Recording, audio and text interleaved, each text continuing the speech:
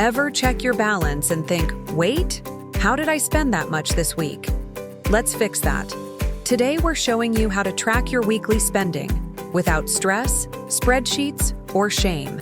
Step 1. Pick 1 week and commit to tracking everything you spend. Yes, everything.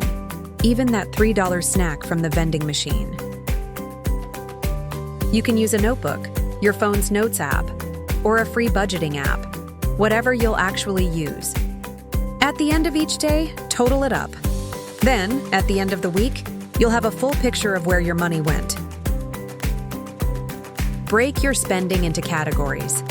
This will help you spot where your money's going and where you might want to dial it back. Make money tracking easier on yourself. Sign up for online or mobile banking today. With instant access to your purchases, balance, and monthly statements, staying on top of your spending is simpler than ever. Head to our website to enroll and start making smart money moves 1 week at a time. Next, we're diving into managing household bills and subscriptions, because managing them smartly means more room in your budget.